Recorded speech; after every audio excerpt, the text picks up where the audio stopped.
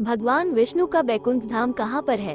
वैकुंठ अथवा बैकुंठ का वास्तविक अर्थ है वो स्थान जहाँ कुंठा अर्थात निष्क्रियता, अकर्मण्यता, निराशा, हताशा, आलस्य और दरिद्रता ये कुछ ना हो। अर्थात वैकुंठ धाम ऐसा स्थान है जहाँ कर्महीनता एवं निष्क्रियता नहीं है। पुराणों के अनुसार ब्रह्मलोक में ब्रह्मदेव, कैलाश पर महादेव एवं बैकुंठ में भगवान विष्णु बसते हैं। श्री कृष्ण के अवतरण के बाद बैकुंठ को गोलोक भी कहा जाता है। इस लोक में लोग अजर एवं अमर होते हैं। श्री रामानुजम कहते हैं कि वैकुंठ सर्वोत्तम धाम है जिससे ऊपर कुछ भी शेष नहीं रहता।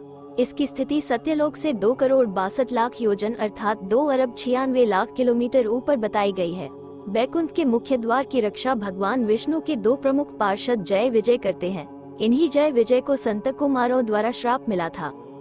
श्री कृष्ण गीता में कहते हैं कि जो केवल और केवल मेरा ध्यान करता है वो मोक्ष प्राप्त कर मेरे लोक वैकुंठ जाता है, जहाँ के ऐश्वर्य की देवता भी केवल कल्पना कर सकते हैं। वैकुंठ चारों ओर से दिव्य विमानों से घिरा रहता है जिस पर दिव्य ऋषि मुनि, देवता एवं विष्णु जी के परम भक्त विराजित रहते हैं। उनके तेज से वैकुंठ ऐसे जगमगाता है जैसे मेघों में तड़ित चमकती है। हालांकि कई लोग वैकुंठ धाम को ही परमधाम समझते हैं, किंतु ऐसा नहीं है। सभी लोकों से भी जो सबसे ऊपर है वही परमधाम है, जहाँ जाना ब्रह्मा, विष्णु एवं महेश के अतिरिक्त किसी और के वश में नहीं है। यही सदाशिव अथवा परमात्मा का निवास है। पृथ्वी, समुद्र एवं स्वर्ग के ऊपर इन 3 जगहों को बैकुंठ का स्थान बताया गया है। प्रथम वैकुंठ धाम पृथ्वी पर बद्रीनाथ, जगन्नाथ और द्वारिकापुरी को भी वैकुंठ धाम कहा जाता है। चारों धामों में सर्वश्रेष्ठ बद्रीनाथ को विशेष रूप से बैकुंठ का स्थान प्राप्त है, जिसे भगवान विष्णु का दरबार भी कहते हैं। यहाँ नारायण के 5 स्वरूपों की पूजा होती है जिसे पंचबद्री कहते हैं। पंचबद्री में श्री विशाल बद्री, श्री योग ध्यान बद्री, श्री भविष्य बद्री, श्री वृद्ध बद्री और श्री आदि बद्री की गिनती होती है। बद्रीनाथ के अलावा द्वारिका और जगन्नाथपुरी को भी वैकुंठ धाम कहा जाता है। कहते हैं कि सतयुग में बद्रीनाथ धाम की स्थापना नारायण ने की थी। त्रेतायुग में रामेश्वरम की स्थापना स्वयं भगवान श्री राम ने की थी। द्वापर युग में द्वारिका धाम की स्थापना योगीश्वर श्री कृष्ण ने की और कलयुग में जगन्नाथ धाम को ही वैकुंठ कहा जाता है। ब्रह्म एवं स्कंद पुराण के अनुसार जगन्नाथपुरी का मंदिर जिसे बैकुंठ माना जाता है वही भगवान विष्णु ने पुरुषोत्तम नीलमाधव के रूप में अवतार लिया था। द्वितीय वैकुंठ धाम भगवान श्री कृष्ण ने द्वारिका के बाद एक और नगर बसाया था जिसे वैकुंठ कहा जाता था। कुछ इतिहासकारों के अनुसार अरावली की पहाड़ी श्रृंखला पर कहीं वैकुंठ धाम बसाया गया था, जहां इंसान नहीं सिर्फ साधक ही रहते थे। भारत की भौगोलिक संरचना में अरावली प्राचीनतम पर्वत है। भूशास्त्र के अनुसार भारत का सबसे प्राचीन पर्वत अरावली का पर्वत है। माना जाता है कि यहीं पर श्री कृष्ण ने वैकुंठ नगरी बसाई थी। राजस्थान में ये पहाड़ नैऋत्य दिशा से चलता हुआ ईशान दिशा में करीब दिल्ली तक पहुंचा है। अरावली या अरवली उत्तर भारतीय पर्वतमाला है। राजस्थान राज्य के पूर्वोत्तर क्षेत्र से गुजरती 560 किलोमीटर लंबी इस पर्वतमाला की कुछ चट्टानी पहाड़ियां दिल्ली के दक्षिण हिस्से तक चली गई हैं।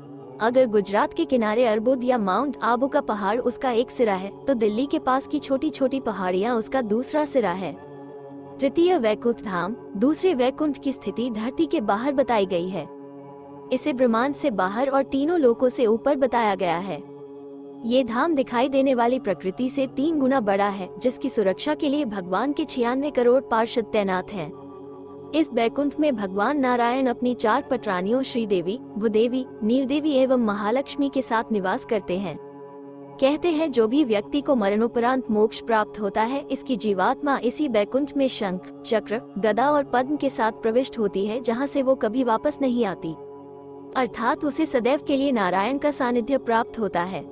जीवात्मा जब उस वैकुंठ की यात्रा करती है तो उसको विदा देने के लिए मार्ग में समय, प्रहर, दिवस, रात्रि, दिन, ग्रह, नक्षत्र, माह, मौसम, पक्ष, उत्तरायण, दक्षिणायन, अतल, सुतल, पाताल के देवताओं सहित अन्य 33 कोटि देवता उसे बैकुंठ में जाने से रोकते हैं और किसी अन्य योनि में धकेलने का प्रयास करते हैं।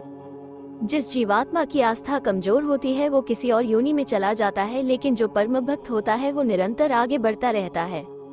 ये सभी देवता जीवात्मा के साथ एकपाद भूमि की अंतिम सीमा तक जाते हैं, किंतु अगर जीवात्मा सच्चे मन से उससे भी आगे बढ़ता है तो उसके बाद प्रवाहित होने वाली विरजा नदी के तट पर सभी देवता उसका पीछा छोड़ देते हैं। इसी एकपाद विभूति में हमारा संपूर्ण ब्रह्मांड और सारे लोक अवस्थित हैं, जिसके बाद बैकुंठ धाम की सीमा प्रारंभ होती है। इसके बाद त्रिपाद विभूति में विरजा नदी है, जहाँ से बैकुंठ की सीमा आरंभ होती है, जहाँ भगवान विष्णु की आज्ञा बिना कोई प्रवेश नहीं कर सकता।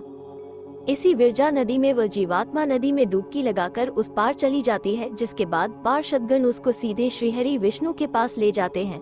वहाँ श्रीहरि विष्णु के दर्शन के बाद वो जीवात्मा सदा के लिए वही स्थित हो जाती है। गीता के 8वें अध्याय के 21वें श्लोक में श्री कृष्ण कहते हैं, हे अर्जुन, अव्यक्त अक्षर इस नाम से कहा गया है। उसी अक्षर नामक अव्यक्त भाव को परम गति कहते हैं, तथा जिस सनातन अव्यक्त भाव को प्राप्त होकर मनुष्य वापस नहीं आते, वो मेरा परम धाम है। आज की वीडियो में बस इतना ही। आप सभी का धन्यवाद।